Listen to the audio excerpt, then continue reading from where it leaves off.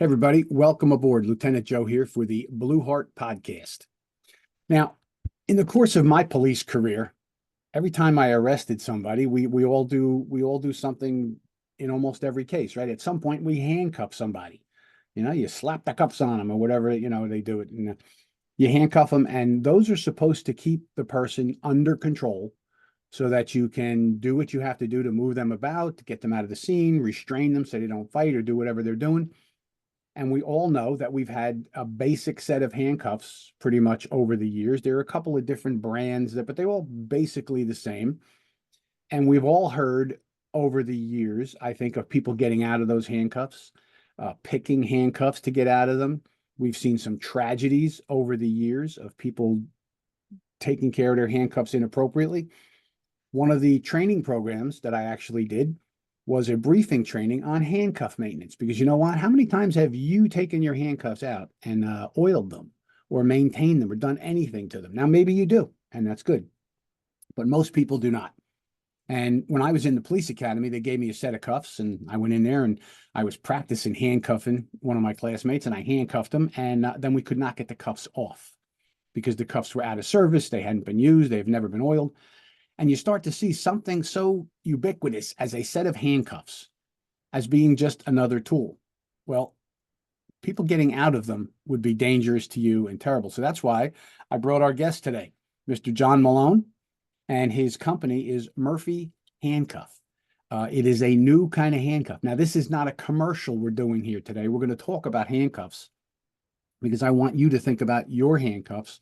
What do you do to maintain them? How do you handle them? And I look at products all the time. And when I saw this, I said, well, this is something we should all talk about. So, John, welcome aboard. Hey, Joe. Thank you so much for this opportunity. Well, it's great. You're talking to law enforcement all across the nation here. They tune in. So why don't you tell us a little bit about your background, John? Who are you? What was your involvement in law enforcement and that kind of thing? Happy to. I actually grew up in a law enforcement family, right? Hence the reason and my interest in law enforcement for myself.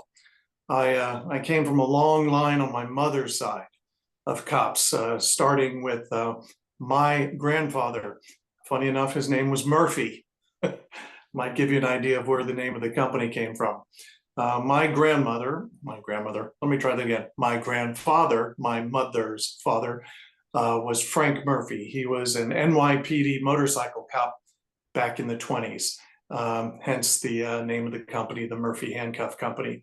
He was an original Irishman, came over from Ireland, and like so many of them did, they came over and they were cops, right?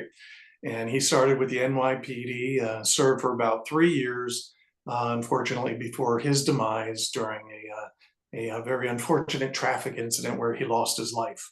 But that started the legacy within the Malone family for us of coming through the ranks as police officers from all over New York, northern New Jersey, and then spreading with our family, very large family, throughout the US, and trickled down to me. My legacy started when I, of course, graduated from college. I carried on not only the tradition of becoming a police officer myself, but just prior to that, I joined the US Army. While I was in college, pardon me, still have that dry throat we talked about.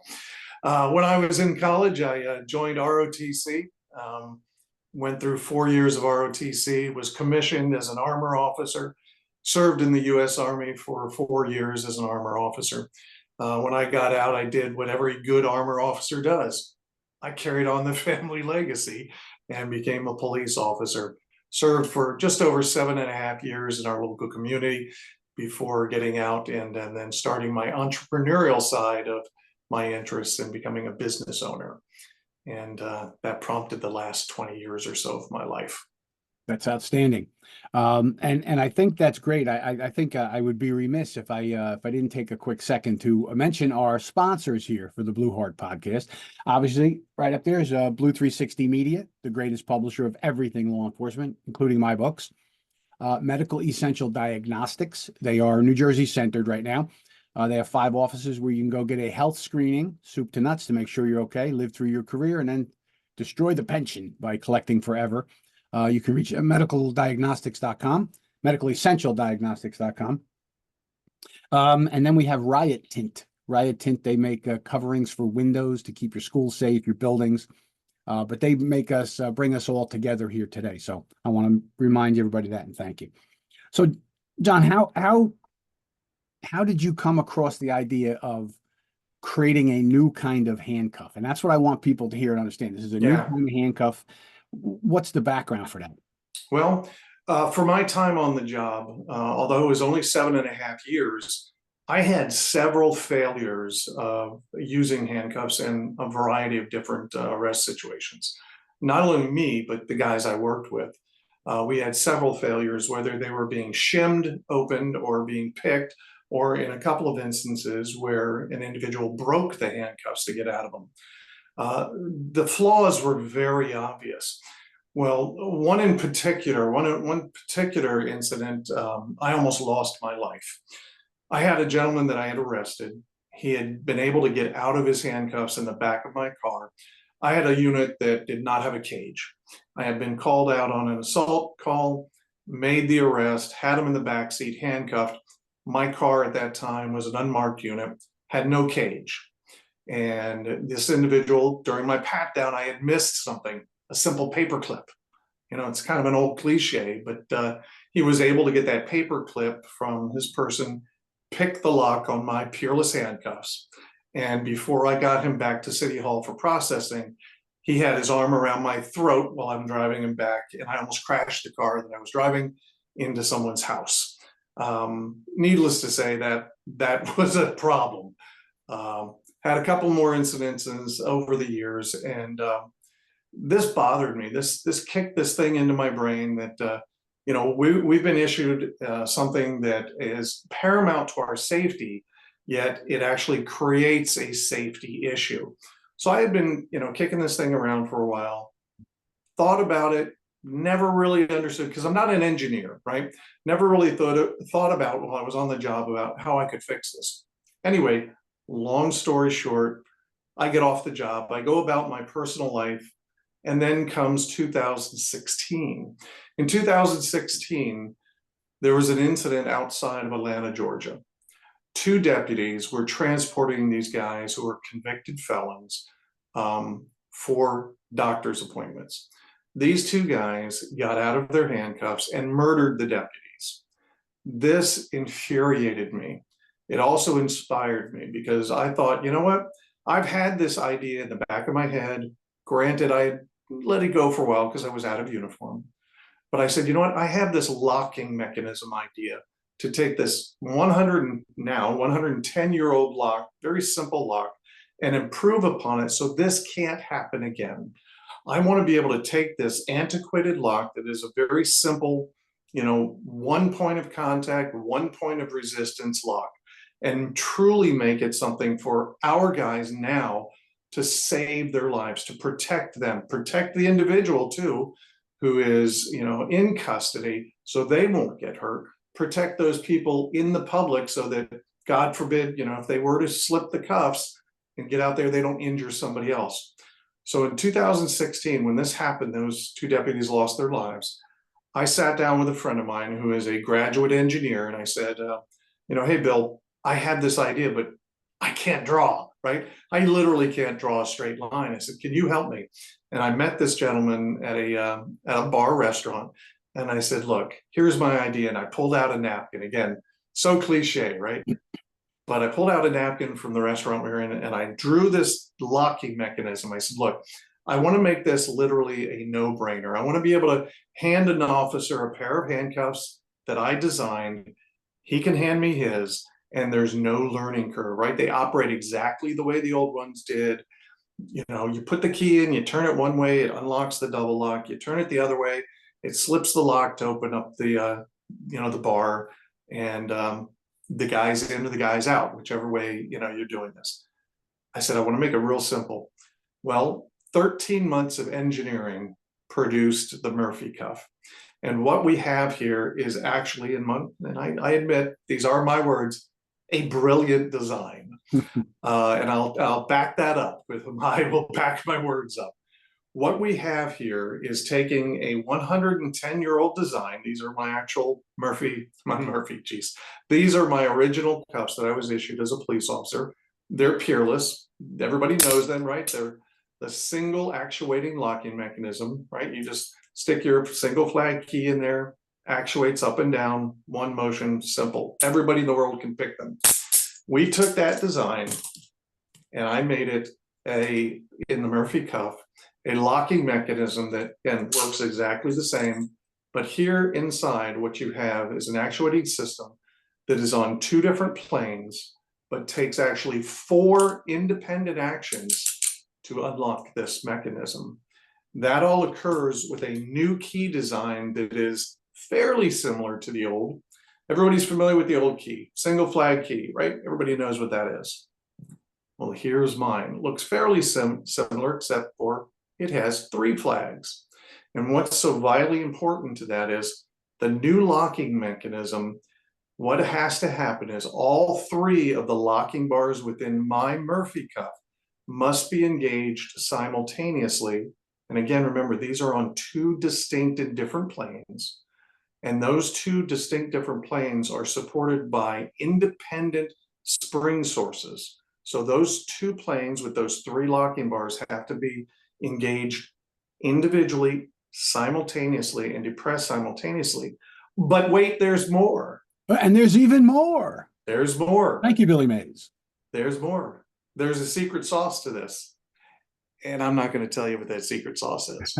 Because a 4th independent action must occur that can only occur because of this key, the Murphy key, which is known actually as the trident key, because it kind of looks like a duck foot, right? The 3 flags on it.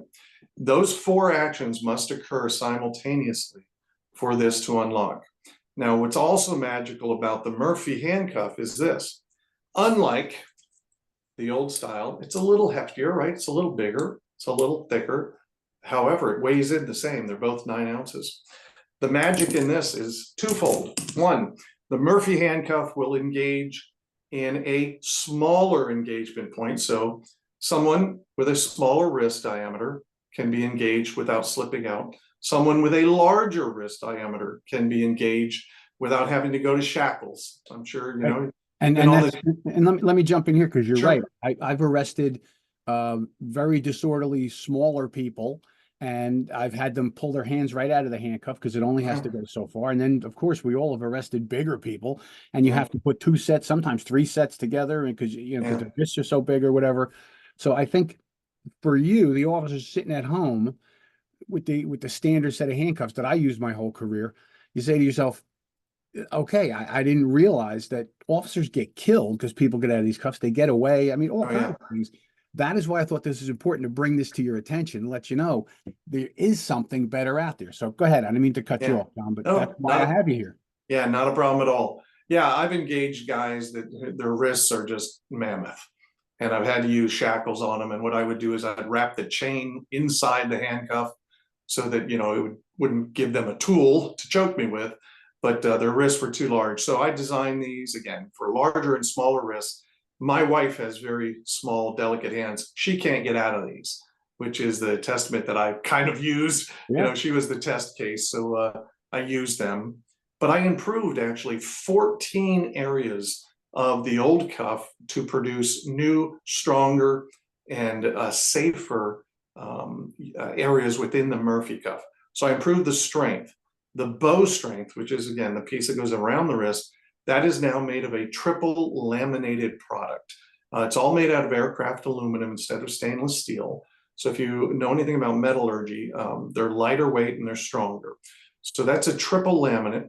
The bow and the interlocking of the teeth within the locking bars, they're all offset. So what that does is that protects against shimming. Unlike the old style where you could stick, some foreign object in the gap space between the locking bars and the bow, in the Murphy cuff, because of the offset between the locking bars and the bow, sticking something in there is defeated. So it's very nice. But here's what I just really get a kick out of. 2 things. If any of you have ever been to SHOT Show and visited the law enforcement section, I was at SHOT Show earlier this year, and there was a gentleman there from Atlanta who is a professional locksmith.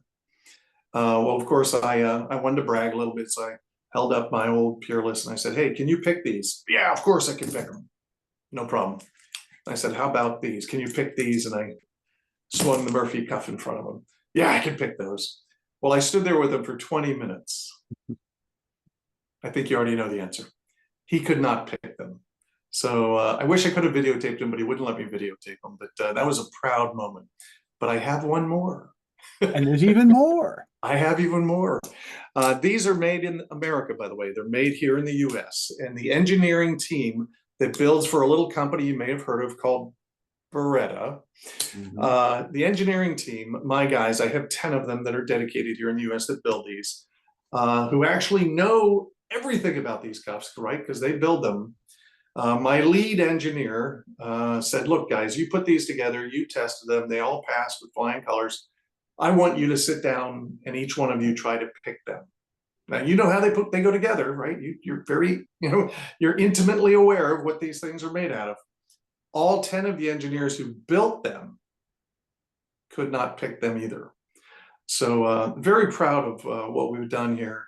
And they're in production now and ready for sale. That's fantastic because, like I said, it's a piece of equipment that we all get. Yeah. And it can be vital at times. How many times have you been in a scrap with somebody and you're going at it, and as soon as you get them cuffs on, it changes the dynamic.